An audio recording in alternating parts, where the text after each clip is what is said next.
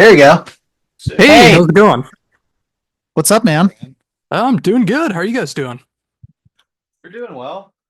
Yeah, we're doing pretty good. The boys just got down. We're doing like the social media game a little bit before we kind of hit the ground running on a dress rehearsal with all the, material for our first live show. So, Oh, that's so cool. And I just gotta say, thank you guys so very much for taking the time to do this interview.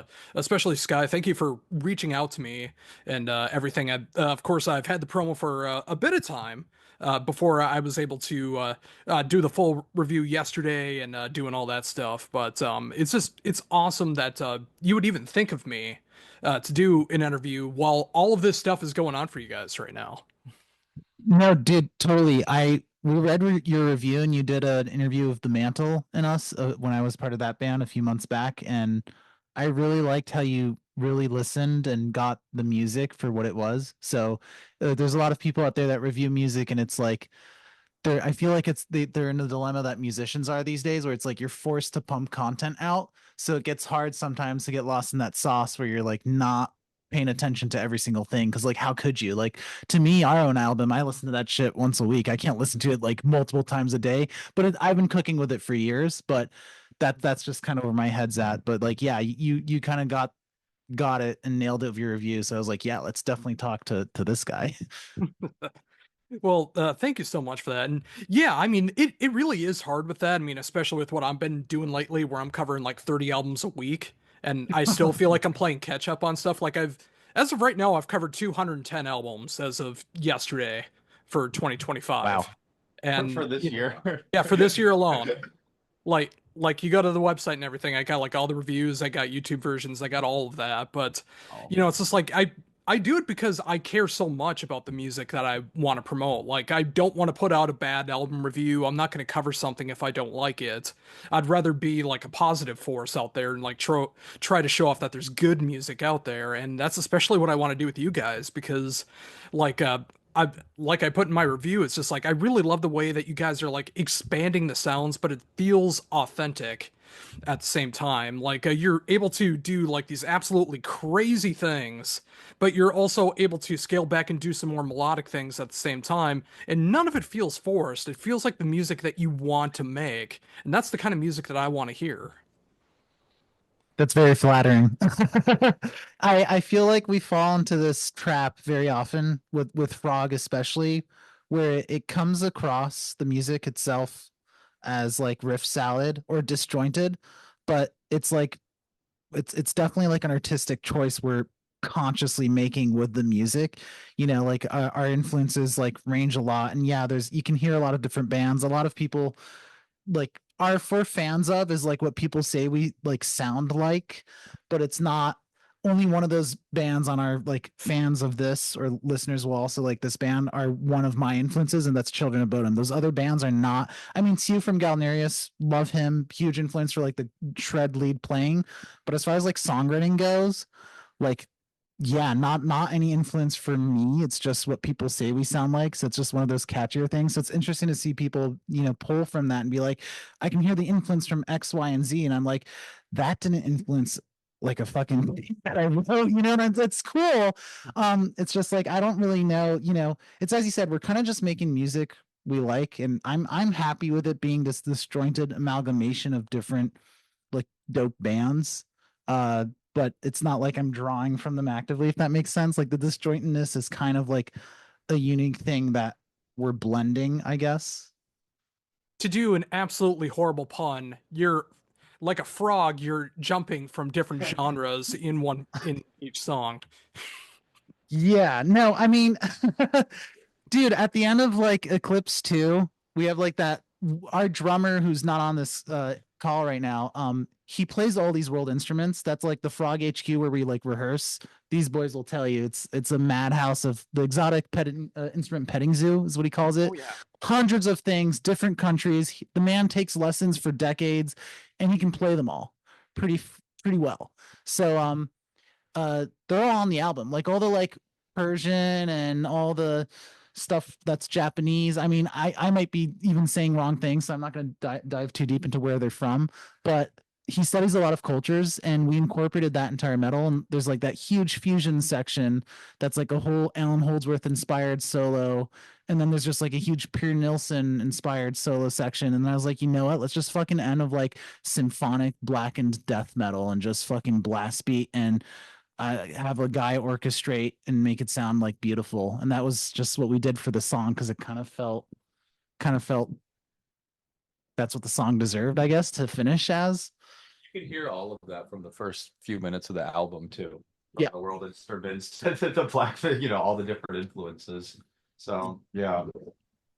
Oh yeah, and with some of like my particular taste, like I grew up on like a lot of prog, especially when I was growing up. When I finally discovering music on my own, it's like even if this particular band in Frog is like, like doing all these different genres at once, and for a lot of people it might be too much to handle. For me, it's like it gets me excited to see where the songs are going to go, especially that first time I listened to the album. It was just like when I was first comprehending everything that was going on, I got excited because I didn't know where it was going to be going next, and that's what keeps my interest going when I'm listening to music. I mean, of course, there's so many bands that it's like the style, the formula, and that's why you keep going back to them. There's nothing wrong with that. But with something like this, it's just like it's just got my anticipation rolling. Like, where's it going to go next? Is it going to go into black and pop grind in the next one? Is there going to be like some disco beats that are going to be happening? Or it like but it's just got this great blend of so many different things that are going on, and I love that. Yeah, I think you're kind of getting what the album's about because again, we get the riff salad comment comes and goes very frequently of this band, but the point of our album was like we know it's a little weird. Like let's just be real. Like it's a little like I wouldn't call myself like an avant-garde metal guy. Like Imperial Triumphant does that stuff pretty well compared to what I would consider what this is. But that's not really my vibe. But I know that it's like weird and different. And I'm at peace of the album being like this kind of like again amalgamation melting pot. And yeah, it's like an overly saturated like lava cake that's too dense and rich for most people to eat. They take one spoonful and they're like, that's fucking enough. And I get that. But the whole point of the album was that the listener's journey, yeah, you can't anticipate it, and it's a journey. So your repeat listens, there's so much like repeat motifs, hidden like bass lines, crazy bass lines, things that you can kind of pay attention to. Like if you were to just focus on one instrument front to finish for each album listen, that's like 5 or 6 different listens, and they're all completely different because there's a crap ton of counterpoint and involvement with like what everybody's doing at all times throughout the album because it's just like a high intensity like form at all times. So yeah, it's really good for like repeat listening, I guess, is what I'm getting at. And that was kind of like how it was crafted and designed, like from a songwriting perspective. So when it comes to that, when you are like sitting down, you're actually working together on these songs. Like, how do you know if it's going to be going in the right direction or not? I don't. I think like, dude, like Alexia is like my spirit animal. So I'm just like, I want to shred guitar and scream. And like, as much as I loved Alexilejo, he wasn't the tightest at it, but he had like a style that was like, you recognize his guitar playing, you recognize his stage presence. Like, he walks in and people know who he is. And so I'm trying to emulate that just as like a stage performer and bring that with the music. And I think like Frog becomes way more cohesive when you see this sort of music performed live really tight. These guys will tell you we've been practicing for, especially with this guy here, quite a long time, with a lot of practice, because I know that the metal scene's pretty harsh with criticism. So we're not going to play live until it's like the tightest thing like ever. Which is taking a little time, but we're getting there. We're getting there. We're hoping to play like starting this summer. And I think again, cohesiveness will come with seeing it live. Like Interspecific Hybrid Species has this whole sweep section, and it sounds flashy, but it's really not that hard. It's all like third inversion arpeggios, which basically means on guitar, there's certain sweeps that are kind of easier to just like play without looking. And I'm gonna play and scream those live, which is not the hardest part at all of the song to scream and play live. It's the bullshit intro because the rhythms are I don't know what that is. I don't know what I was thinking. The sweeps are easy, it looks flashy, but the like first 30 seconds of that song, it's taking me like 2 weeks to just get like okay at it. And that's not even on our like first set list. I'm just like prepping for the future, I guess. But yeah, I think I also like as far as like songwriting, these two guys are getting brought in like a little after the fact. So I guess I could cover like context on their timing of joining the band. Like Brett joined when the record was in the middle of getting like produced and mixed. And he did a bunch of layering. He's on one of the songs for like rhythm guitar, like fully what his part would be in the band usually, which is like guitar work split in half, which is Omni Trigger. And then a bunch of other songs. He did a lot of like he has a Tim Henson. You want to talk about your Tim Henson guitar and what you did on the record? Yeah, I got one of those I can I just hold it? Yeah. Those Ibanez nylon string, the Tim Henson guitars for school. I got it on a really good deal and I had it and we were here messing with it. And it was just sort of like try this noise, try this layer on this song. What could you come up with this part? And we just sort of went through it and then we just ended up with a bunch of layers, some acoustic lead parts. Like I came up with some acoustic lead parts and different layers we spread across the album. So there's more songs that have them than don't. And then yeah, I ended up doing the rhythm guitars on Omni Trigger, and that song ended up pretty intense. And that's another song that's difficult in its own ways because it's an endurance test the whole time, especially when you get to those down picking sections. So it's not always just the sweepy parts that are the hardest, because especially him, he will track parts in the studio that sounds like he's alternate picking it, but he's down picking every note. So I know. So I don't some of the songs from the EP, there's sections I practiced it thinking he was just pick, no, and he showed me, no, I just down pick, it's pretty easy. So so there some of those from a guitar playing perspective are some of the hardest moments for me too. Yeah. You have anything to say, Ethan? I mean, I kind of hopped in after that process, but Yeah. yeah, I mean, it's been really fun just to go through and you know, take a look at what I can do on the bass end with all of these different songs. You'll see on the album credits like there's a few different bass players on there, so it's nice to kind of go through everything and add my own thing to it, and yeah, just digest everything. Yeah, Ethan joined like right as we were like, we're getting final mixes of our album, and he helped us with like mix notes a bunch and like listen to it, which is like, how many revisions did we go through? Like 5. Yeah, but we were thorough every time through and through. So it's just a lot of like listening back, like challenging each other on notes and like getting the best possible sounding thing out there. Because this style of music needs to be, there's a certain level of clarity that's like a minimum of hearing everything that's going on. And the guitars are super dominant. So it's like pretty hard to balance everything out. But yeah, I'm pretty happy of everything. I'm pretty happy of these two, and I hope that gave like some context on like their timing of joining the band. And they're not. There's been a few articles that are saying like it's a one-man band of hired guns because of like the bass credits, but I was like, I have to credit everybody appropriately, and we had like 5 bass players on the record. But no, we're working on new material already. Actually, we have a few singles. We have some of them are almost completely done. Actually, like in terms of songwriting. Guitar Pro Volt. Yeah, we have a Guitar Pro Vault, which is like a software people use to transcribe parts, and between Will, the drummer, and myself, we have way too much. But yeah, the band is we're looking to just be like a fully fleshed out active band that does shows on the regular in the tri-state area and wherever we can, get, I guess. So, thinking about that, since you're already working on new songs, are any of them going to be appearing in the first live shows, or are you just focusing on the album? Um, I haven't really thought about that.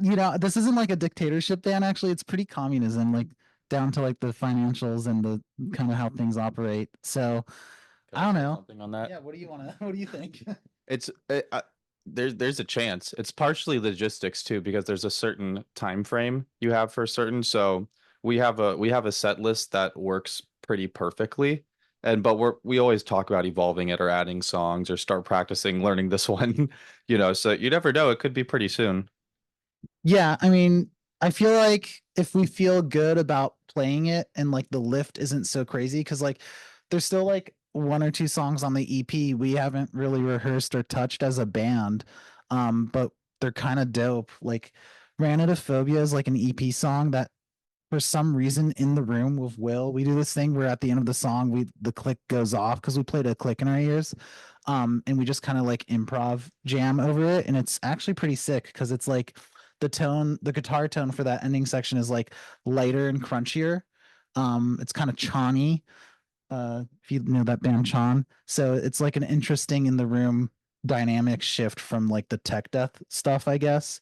So yeah, I think very likely, like if we track this one single, our next single that I'm thinking is gonna be the next one we track and produce, if that comes out and it's dope and we feel good about it, then we'll probably just slap it on. Like our live show set right now is 30 minutes, and the reality is, we got to do our grind and pay our dues and sweat the sweat. So we'll probably be given like 30-minute slots. I mean, if somebody gives us more time, then yeah. And if a single pops off, or again, if we just like feel like it, yeah, we'll probably play. I don't think we're gonna do like live shows that are like front to finish Eclipse only. It's probably gonna be like a melange of like right now it's like what Ancient Rain's on there from the EP, which is like our popular song.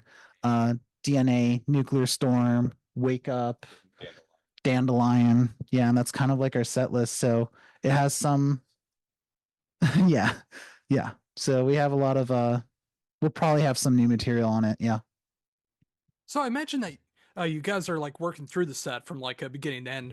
When you practice it, you are running through it like you're actually playing a show. Like what Yeah. what is that like to actually like go through a whole set of this music? Heck hell. Our drummer is very fucking loud. Uh, he's very loud, very loud. Blast beats very loud, turns out. But our HQ where we rehearse is also like this renovated Amish barn. So we have super high ceilings and it's reverberation city. So it's not like you would think it's nice to have like a big space, but there's like some pretty big like drawbacks sonically speaking. But I've been in like in-ear monitoring setup tech hell yet since like last night I was over there at the space setting it up. Um it's we actually haven't done our first run through of stuff yet. We're gonna probably do that either tonight, maybe real quick, or probably tomorrow, but we're just gonna slam the set back to back to back and sweat.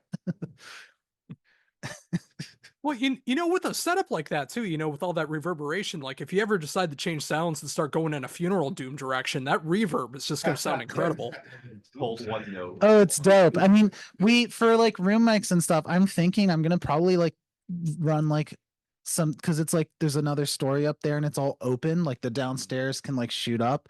We're gonna set up like room mics just like up there to have like more room mic variety. Cause that was like I asked our engineer, I was like, hey, what could we have done better like tracking wise? Because we don't go to like a studio and track or anything like that. We're like a everybody piecemeal track from home kind of band.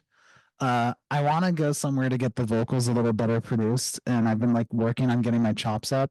We were really close on the album to having some cleans and some fries and just vocal techniques I've been working on for a few years, but it's like if they're not like great, I don't want to do it. And also it's hard for me to be like, all right, here's a new vocal technique or like a sick guttural I've been working on when it's like I'm never gonna be able to play and sing that line live. So that's something that I have to like balance where it's like if it's on the record, I need to be able to do it live and it be like a parallel experience to me because otherwise that's just kind of like BS, I guess. I don't know. Maybe I'm like being a little too nitpicky or sociopathic or perfectionist about it, but I just feel that way. Like so yeah, we'll probably make use of that reverberation in that room and use it to our advantage for recording. It still sucks for rehearsal though. Well, still, I love hearing that about you. Like, you want to be able to play what's on the record. You want to be able to do the vocals on the record and be able to play those live. I mean, I find that to be very important. That way, you don't have to just focus on backing tracks or get hired guns to be able to do like a do additional parts or anything like that. Like everything Right. that you record, you want to be able to do that live as well too. I think that's such a great, refreshing way to look at it because there's a lot of bands that aren't doing that anymore.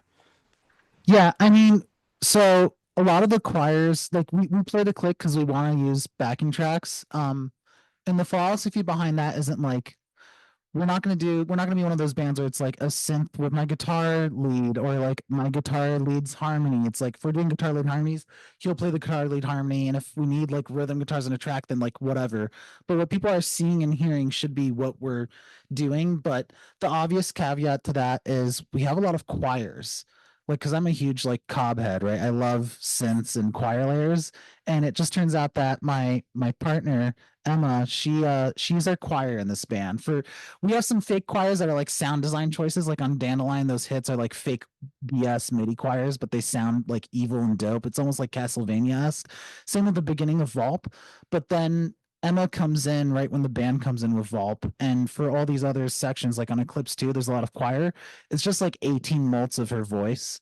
I'm just like, sing this note, it's in your ear, and she's like, do you want an ah or ooh? And I tell her which vowel I want, and then I just kind of put her in studio hell for a few hours, and then she hates me. But it's we have backing tracks because those sections sound really freaking evil in the room with those, and that's like the only reason we have backing tracks. And then obviously Wake Up has like some synth work that I had her do on the guitar that she shredded.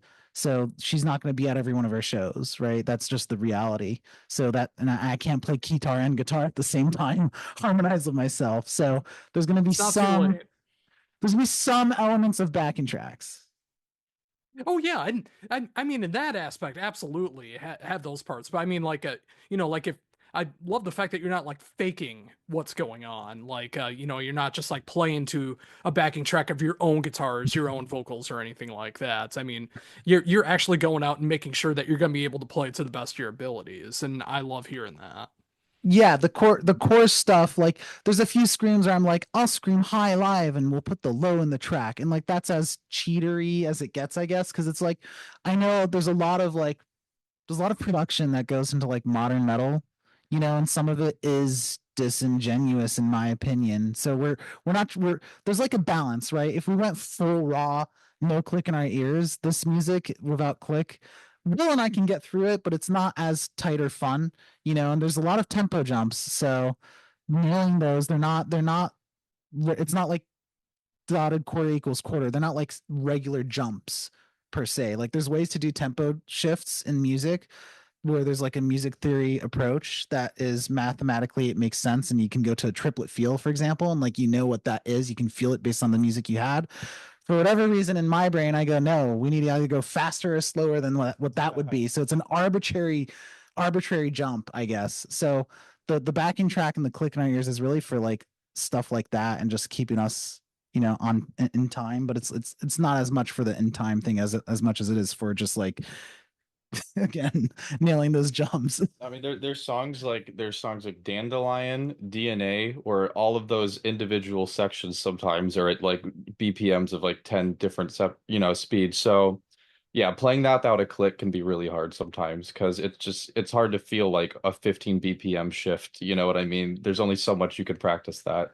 Yeah, just a sudden Or just one swap. measure of 17/16 at 5 BPM higher, and then it goes back to 4. There's things like that. And so we want to make sure we're tight. Yeah, it's not very noticeable, some of those like shifts where it's like an odd meter, but it's just like I was feeling that like I'm string skipping and doing this kind of necrophagous riff, and I wanted to punch just a little faster. And there's just arbitrary bullshit like that riddled throughout the music, so it helps with that stuff. Oh yeah, and having had to record to a click myself, it's just like it can be a pain sometimes, even when it's just like a straight tempo. I can only imagine how hard it can be, like trying to dial all of that in, get the click together for each of these songs. Yeah, so because we that's actually fun that you mentioned that. We transcribe everything in Guitar Pro, and what we do to get the click is we export like a MIDI file, and I use Ableton 11 to track where I do our in-ear sessions. We do like Ableton for playback for live. And you can just get a tempo map straight in there. Like the built-in click is just it's done for us because we transcribe our songs. So it's pretty good these days. Technology be helping us out, Having only done click mapping on Reaper, yeah, that sounds a lot easier. It's a good way to double check that your guitars are right too, because if we notate it really accurately, we can just double check how it should sound, and it's, it's a good way to make sure we're staying consistent recording. Oh, definitely. So just to switch gears up a little bit, I mean, obviously, audibly, there's so much to appreciate about what's going on with the album and where you guys are at right now. But visually, I just find the album cover to be like so striking, and I love the representation that's going on with it. Like, how did that album cover come to be? Okay, this is weird. So I grew up in France, and I had this guy who would help with my family, and he's like a family friend, Jan Kempen. He's this French artist who he draws like mostly anime titty waifus. He paints them, actually. He's a gallery artist in Paris, believe it or not. These things sell for quite a pretty penny. Um, and when the EP was being made, I was like, dude, I'm gonna hit up my old family friend, this old French guy. Like he might not even like he might be like, you're crazy. I'm not doing that. And I was like, hey, would you want to do this for me? Because I was like, this guy doesn't do commission work. Like he doesn't have a website. Kind of boring. I was like, hey, Yan, what do you think of this? And he was like, that's fucking awesome. Let's do it. Pay me this. And I was like, okay, sure. And then that's kind of him and his friend Bertrand Lefebvre. He's another French artist. They're like friends IRL. They're like buds. Um, and he's really good at like cityscape stuff. So like in the EP, I guess he did some cityscape stuff, and Yan does the big frog. He's good at drawing like monsters. But they kind of like split tasks. I think the cover concept was kind of like there's a lot of like mythological themes in the music that are kind of nerdy, from like literally just a Warhammer alternate universe to like this Filipino snake dragon monster, but they all correlate to like emotional journeys too. So you can interpret it one of multiple ways is the way we designed it lyrically. But yeah, the art itself is made by those two French dudes. I think it's like a co-op situation where one tackles certain elements, the other kind of does like the big frog guy. And it's like just this painting in France somewhere. I gotta go get it at some point. They said I could whenever I'm there next. But yeah, it's just like I don't want to do like the clean, like a lot of bands like hire specific artists that are like just like known in the scene, and it's like a few €1,000 and you get like it's cool pieces of art. It just feels done to me.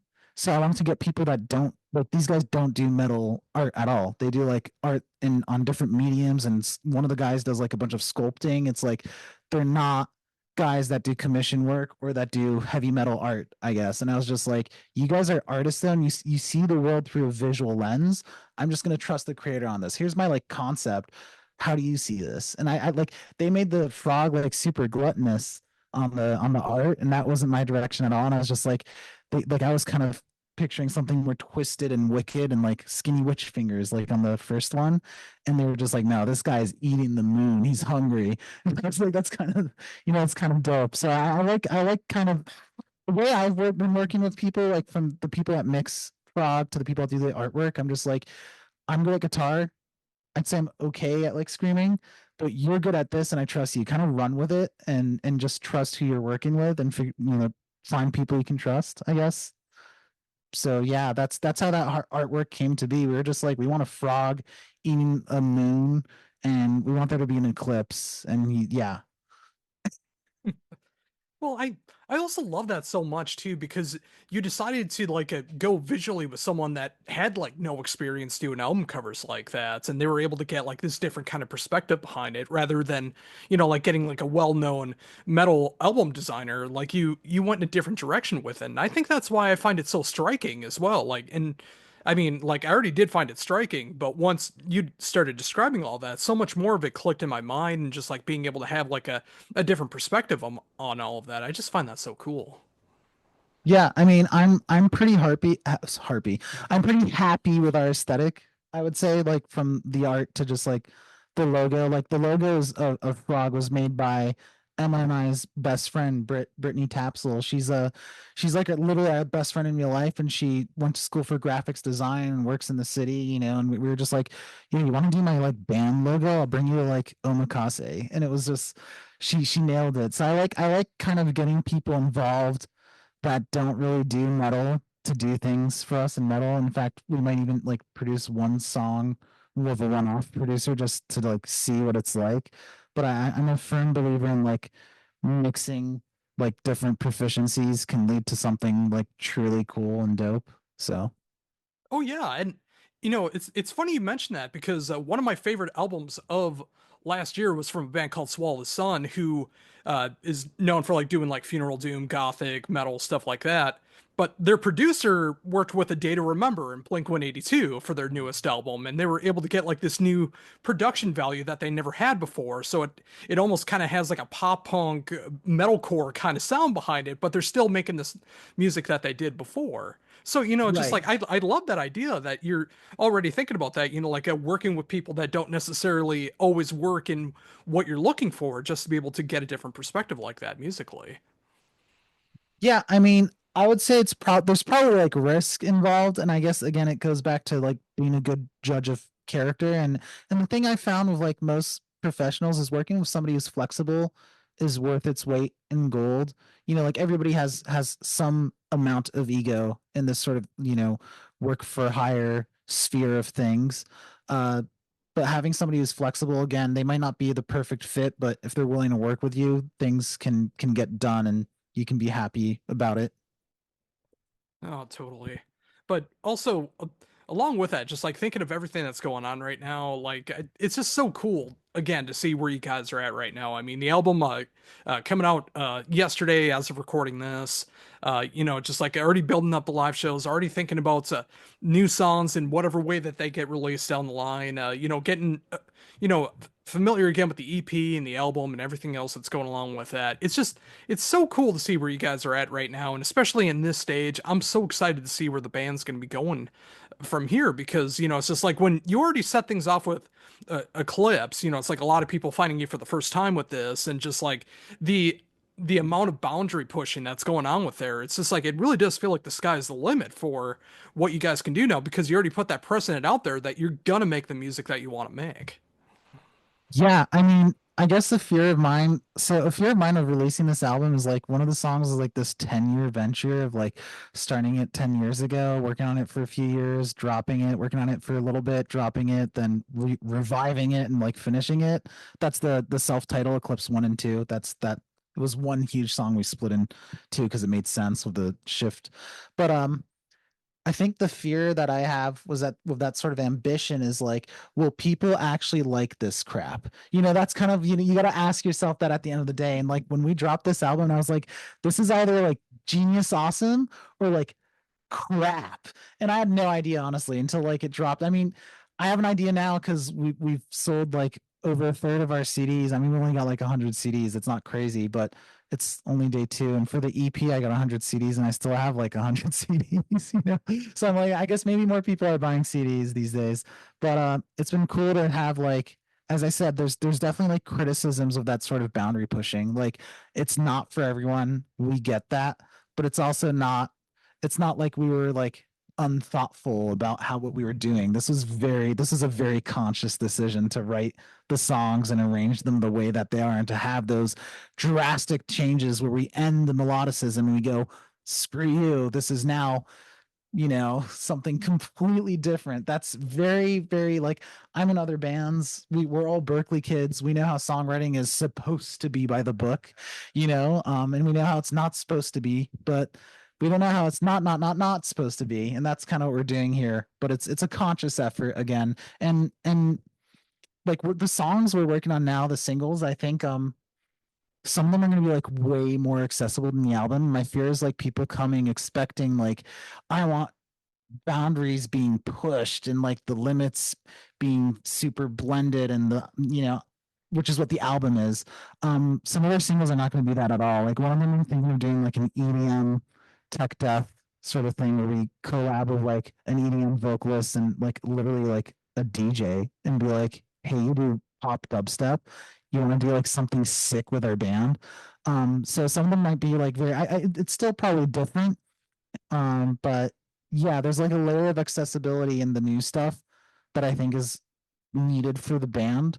Not just to like be like it's easy to listen to, everybody can listen to it, but I think it'll be a clear, more defined representation of like where I'm at right now. Because when you revive a song that you've been working on for 10 years, the capturing of like, is this Sky 10 years ago or is this Sky today? It's kind of more of a blur versus doing a single of a certain mindset. It's definitely like you're capturing me 2025, not me, I don't know when. So the singles are gonna be different for sure. And I mean, we have new members that are gonna be writing, like bass player is gonna be writing bass. I'm gonna be like, do you like this or is this like a load of crap? And he might say, Sky, that sucks, let's change it. Same with this guy, like, A lot as it is. yeah, so we're gonna be writing and collabing, and it'll just be a representation, I guess, of like the members of the band, because I think that's the best thing we can put out, honestly. Yeah, and I was also gonna say too, like even with the pushing the boundaries and doing the genre bending and everything like that, sometimes the best way to push boundaries is to do something simple. You know, because it is still something that's unexpected, especially if someone's going into Eclipse and then they hear something that's more simple. I still find that to be like pushing the boundaries of what you're doing because it shows all the different layers of what you can do. You're adding more to your musical palette, and as long as you never like lose any good ideas from overthinking or anything like that, whether you find something to be too complicated, too simple, whatever the case is, you know, it's just like everything should be on the table and, you know, just deciding what works best for the song, what works best for the album, and being able to go from there. Yeah, I definitely, technical is like an interesting term, like simple versus complex, I guess. I'm not entirely sure what technical is or means. You know, I guess it means difficult to like do physically. And that's like, I don't even think about that crap when I'm writing. Like, I'm not like, whoa, that riff is super technical, or let's go fast, fast, fast, fast. You know, like that's not in my mind at all. I'm like, I want every moment to be a certain intensity, I guess. And that's how, you know, there's ways to reach that intensity. And obviously, again, high intensity levels throughout the record for like a lot of it. Um, but I don't think it's necessarily always too technical. Like certain things are misleading of how they sound. Our drummer is pretty nuts and he goes kind of crazy at times, and that's some sections are kind of easy, but he makes them sound like it's lead drums over it, which sometimes rocks, and sometimes I'm like, dude, relax, like no lead drums there. But he brings like a lot of that chaos in as well. And I mean, he wrote some of the songs on the record completely on his own. I mean, I had to reharm the guitars and refinger them because what he gave me was not guitar tablature that I could follow fully. But he you know, the simplicity I think is going to come from the fact that we have new members that have different palettes, they have different ears, they have different perspectives, and I'm going to value that in the songwriting process.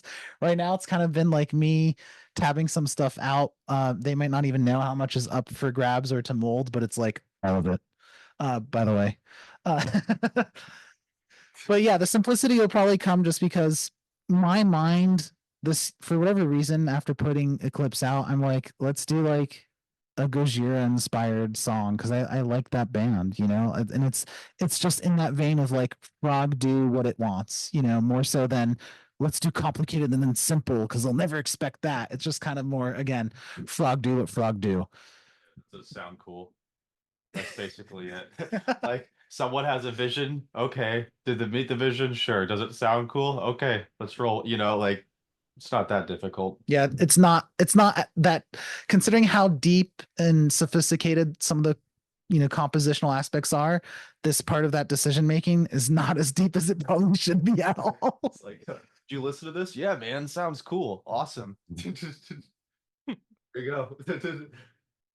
Oh, awesome. Well, unfortunately, I see I got a little over a minute left before Zoom's gonna close out on me. Oh, but no. I want to thank you guys again so very much for taking the time to be able to talk to me about everything that's going on in the world of Frog right now. Of course, Clips available now as of yesterday. I'm recording this. Make sure go stream it, or even better, pick it up. Be on the lookout for live shows whenever they get announced and everything. And of course, new songs whenever they get released and whenever they get worked on and all that stuff. I'm so looking forward to all of that.